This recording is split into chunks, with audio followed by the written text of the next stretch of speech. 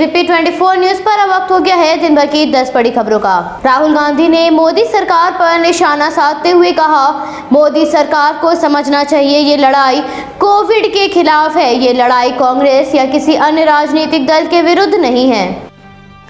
Rahul Gandhi social media पर काफी सक्रिय नजर आते हैं, जिसमें वो अपने अकाउंट पर मोदी सरकार पर जमकर हमलावर नजर आते हैं। राहुल गांधी के साथ साथ कांग्रेस पार्टी के नेता रणदीप सुरजेवाला ने हरियाणा के जिला प्रशासन के मौत के आंकड़े छुपाए जाने के आरोपों पर मुख्यमंत्री खट्टर के एक वीडियो को साझा करते हुए, जिसमें मुख्यमंत्री ये कह रहे हैं कि ये वक्त आंकड़ों पर ध्यान देने का नहीं, अब जिसकी मौत हो गई है वो हमारे शोर मचाने से जिंदा नहीं होगा का वीडियो साझा करते हुए कहा, ये एक बेरहम शासक के शब्द ही हो सकते हैं। हॉर्मोन्स जो सरकार के निकम्मेपन का नतीजा है, पर शोर मचाने की आवश्यकता है ताकि बहरी भाजपा सरकार के कान में गूंज सुने।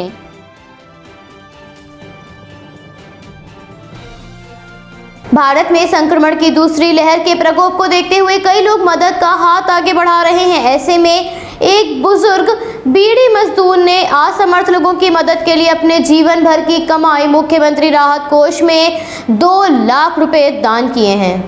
महामारी के खिलाफ जारी जंग में कई लोग शामिल हो रहे हैं। कुछ लोग ऐसी परिस्थितियों का फायदा उठा रहे हैं, तो कुछ लोग ऐसी परिस्थितियों में मदद का हाथ आगे बढ़ाकर मानवता का सर ऊंचा कर रहे हैं। केरल के कुन्नूर में रहने वाले एक बुजुर्ग बीड़ी मजदूर जनार्दन ने कोविड-19 वैक्सीन लगाने में असमर्थ लोगों की मदद के लिए मुख्यमंत्री राहत कोष में 2 लाख रुपए दान किए हैं। जनार्दन ने सालों मेहनत मजदूरी करके 2,850,000 रुपए जमा किए थे, जिसमें अब उनके खाते में मात्र 850 रुपए बचे हैं। जनार्दन ने कहा, मुझे इतने पैसों की जरूरत नहीं, लेकिन लोगों को है, इसलिए दान कर रहा हूं। केरल के मुख्यमंत्री पिनराई विजयन ने ट्वीट करके मजदूर का शुक्रिया करते हुए कहा, मुख्यमंत्री रहे हैं इसकी कहानियां सामने आ रही हैं, जिसमें एक बुजुर्ग व्यक्ति भी शामिल है जिन्होंने अपने खाते से 2 लाख रुपए दान किए हैं। अब उनके खाते में मात्र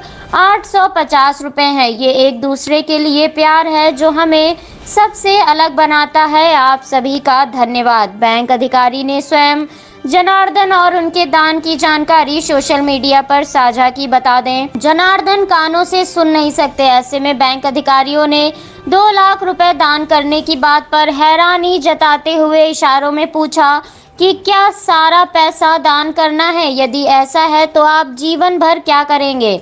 जिसके जवाब में जनार्दन ने कहा, बीड़ी बनाने के काम और विकलांग पेंशन से उनकी ज़रूरतें पूरी हो जाती हैं। जनार्दन की दरियादिली और इंसानियत की प्रशंसा लोगों द्वारा खूब की जा रही है।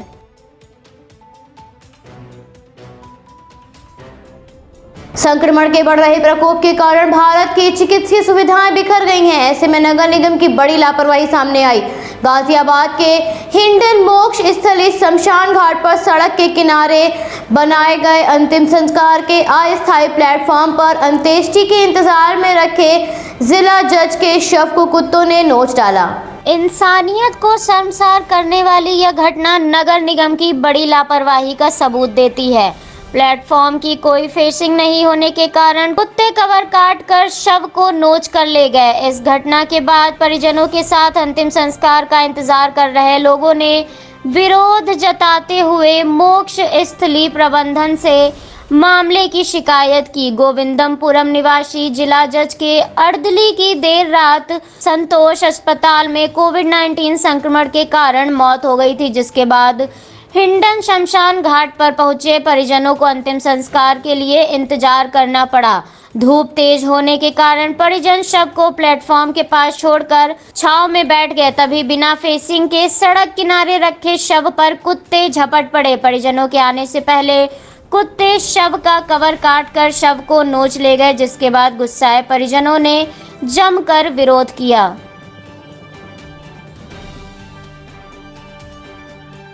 भारत में कोविड-19 संक्रमण अपने चरम पर है। ऐसे में किसान आंदोलन को लेकर किसानों ने अपनी रणनीति बदल ली है। राजधानी के तीनों धरना स्थल पर इस समय किसानों की संख्या कम नजर आ रही है, जिसके पीछे संयुक्त किसान मोर्चा की विस्मयकारी योजना है। भारतीय किसान यूनियन के राष्ट्रीय प्रवक्ता राकेश टिकैत ने कहा, धरना स्थल पर अब भीड़ की बजाय शिफ्ट में किसान बुलाए जाएंगे। किसान धरना स्थल पर भीड़ की बजाय शिफ्ट में आंदोलन करेंगे। राकेश टिकैत ने कहा, सरकार कोविड-19 का बहाना बनाकर धरने को समाप्त करना चाहती है। किसी भी सूरत में सरकार को खुद पर हावी नहीं होने देंगे। यूपी, हरियाणा, पंजाब, उत्तराखंड, राजस्थान आदि राज्यों के गांव में टीमें तैयार कर दी गई हैं। जरूरत पड़ने पर एक आह्वान पर लाखों किसान दिल्ली पहुंच जाएंगे। दावा किया है, एक दूसरे से कोई वास्ता नहीं है। गाजीपुर बॉर्डर पर पहुंचे राकेश टिकैत ने कहा, सरकारें 5 साल चलती हैं तो धरना भी यूं ही चलेगा। केंद्र की भाजपा सरकार मांग पूरी नहीं करती है तो आगामी चुनाव में इसका जवाब दिया जाएगा।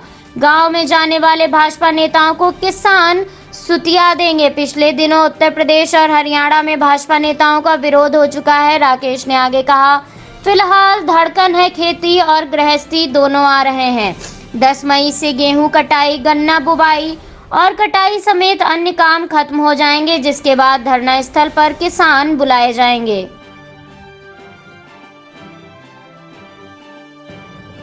कोरोना काल में हरिद्वार में महाकुंभ का सिलसिला बना हुआ है। ऐसे में महाकुंभ के अंतिम शाही स्नान पर महामारी का असर नजर आया। हर की पौड़ी समेत विभिन्न घाटों पर चैत्र पूर्णिमा का स्नान करने बेहद कम श्रद्धालु उपस्थित हुए।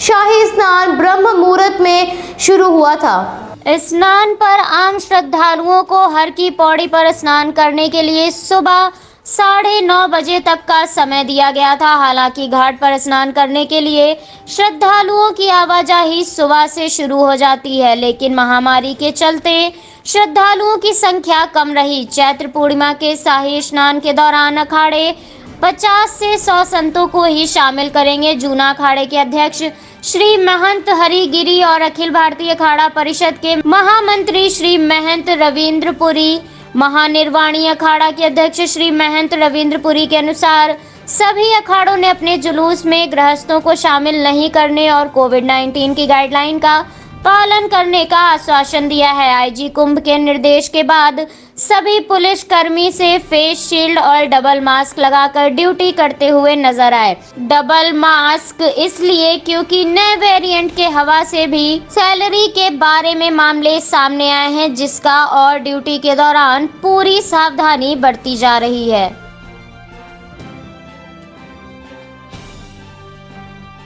उत्तर प्रदेश में कल त्रिस्तरीय पंचायत चुनाव का तीसरा चरण आयोजित किया गया था, जिसमें 20 जिलों में वोट डाले गए थे। चुनाव के दौरान कई हिंसक घटनाओं की खबरें सामने आई, जिसमें कासगंज और जालौन में 2 व्यक्तियों की हत्या कर दी गई। इतना नहीं, उन्नाव में एक व्यक्ति को गोली मारकर घायल कर दिया गया। इसके साथ ही राज्य निर्वाचन आयोग के आंकड़ों के अनुसार कुल 73.5% लोगों ने अपने मताधिकार का प्रयोग किया है। फिरोजाबाद और मुरादाबाद में पथराव और फायरिंग की गई। फिरोजाबाद में हुई घटना में होमगार्ड समेत 4 लोग बुरी तरह जख्मी हो गए हैं। इसके साथ ही मतदान केंद्र से मतपेटिका लूटने की भी कोशिश की गई। डीजीपी मुख्यालय से प्राप्त जानकारी के अनुसार तीसरे चरण के दौरान चुनावी रंजिश में कासगंज के पटियाला थाना क्षेत्र के आमोद यादव और जालौन के गौहान थाना क्षेत्र में शरद मिश्रा की हत्या कर दी गई। पीलीभीत के न्यू एरिया में मतदान केंद्र पर जमा उपद्रवियों की भीड़ पर काबू पाने के लिए पुलिस ने बल का प्रयोग किया, जिस दौरान एक व्यक्ति के मारे जाने की खबर सामने आई। वहीं उन्नाव में पोलिंग बूथ पर अंकुश यादव द्वारा की गई फायरिंग से सुमंत सिंह को गोली लग गई, जिसमें वो घायल हो गए थे। हालांकि अभी वो खतरे से बाहर हैं। अमेठी के मुंशीगंज थाना क्षेत्र में लंच बांटने आई गाड़ी पर ग्रामीणों ने पथराव कर दिया। घटना के बाद मौके पर पहुंचे चौकी इंचार्ज सागर की बोलेरो पर भी ग्रामीणों द्वारा पथराव किया गया।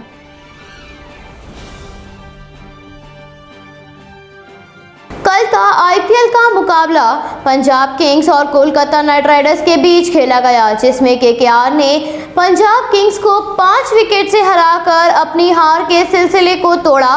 केकेआर ने 16.4 ओवर में 5 विकेट पर 126 रन बनाकर जीत दर्ज की। टॉस जीतकर केकेआर ने पहले गेंदबाजी का फैसला लिया, जिसमें पंजाब ने 9 विकेट गंवाकर 123 रन बनाए। दूसरे इनिंग में बल्लेबाजी करने उतरी कोलकाता की टीम ने कप्तान मोर्गन ने 40 बॉल पर नाबाद 47 रन बनाए और राहुल त्रिपाठी ने 32 बॉल पर 41 रन की पारी खेली। पंजाब किंग्स के लिए मोइसेस, मोहम्मद शमी, अर्शदीप सिंह और दीपक हुड्डा ने एक एक विकेट चटकाए। तो वहीं स्कोर डिफेंड करते हुए भी पंजाब के दो बॉलर केकेआर के लिए काफी महंगे साबित हुए। अपनी जीत के साथ केकेआर की टीम पॉइंट टेबल पर 5वें नंबर पर पहुंच गई है। इसके साथ ही पंजाब के नंबर पर लुढ़क गई है।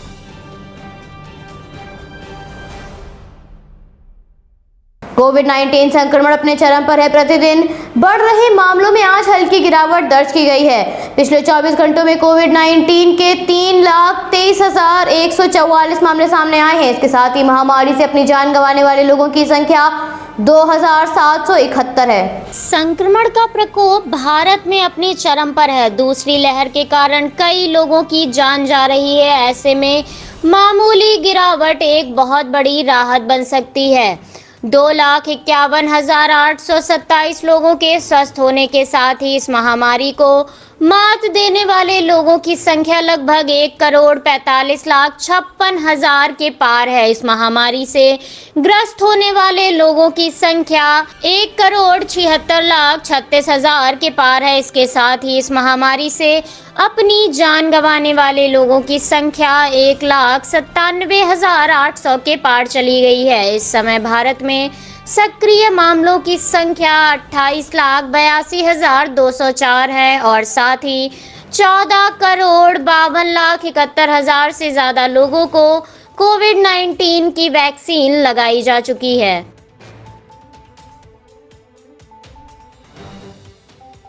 भारत कोविड-19 महामारी के भयंकर प्रकोप से जूझ रहा है। ऐसे में अमेरिका के शीर्ष 40 कंपनियों के मुख्य कार्यकारी अधिकारियों ने मदद का हाथ आगे बढ़ाते हुए एकजुटता का बड़ा उदाहरण पेश किया है। 40 कंपनियों के सीईओ ने वैश्विक टास्क फोर्स बनाई है ताकि वो भारत की मदद के लिए संसाधन जुटा सकें। डेलॉइट के CEO, US chamber of commerce की US India business council of India and partnership की बैठक में सामूहिक पहल के तहत बनी टास्क फोर्स ने आगामी कुछ हफ्तों में भारत में 2 लाख ऑक्सीजन मशीनें भेजने की प्रतिबद्धता जताई है। महामारी पर यह वैश्विक टास्क फोर्स भारत को अहम चिकित्सा सामान, टीके, ऑक्सीजन और अन्य जीवन रक्षक सहायता मुहैया कराएगी। भारत के प्रधानमंत्री ने कहा, पहली लहर से सफलतापूर्वक निपटने के बाद हम बहुत आश्वस्त हैं। हमारा मनोबल ऊंचा है, लेकिन इस लहर ने देश को हिला दिया है। अब हमारी जिम्मेदारी है किसी भी तरीके से इससे निपटने की। डेलॉइट के सीईओ ने भारत के प्रधानमंत्री और अमेरिका के राष्ट्रपति के बीच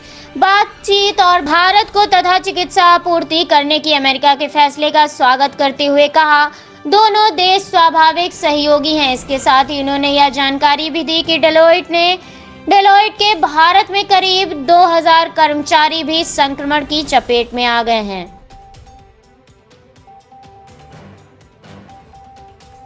भारत में बढ़ रहे संक्रमण के कारण भारत में काफी तनाव की स्थिति पैदा हो गई है। ऐसे में भारत की मदद के लिए कई देश आगे आए हैं। तो वहीं अमेरिका की बायोफार्मास्यूटिकल कंपनी ने कोविड-19 मरीजों के उपचार में इस्तेमाल की जाने वाली दवा की उपलब्धता बढ़ाने के लिए कदम उठाने का ऐलान किया है। अमेरिका की ग्लियड कंपनी भारत को रेमडेसिविर की 4,50,000 शीशियां देगी।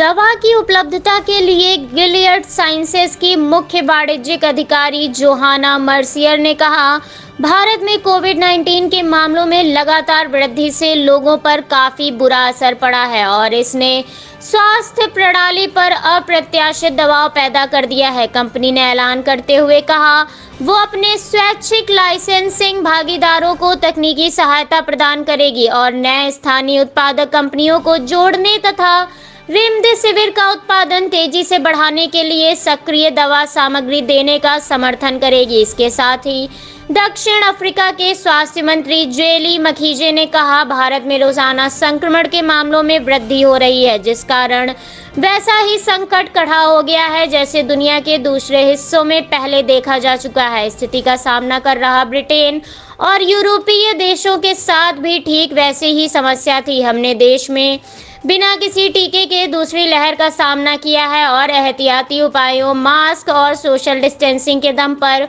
मामलों की संख्या काबू में करने में कायम रहे।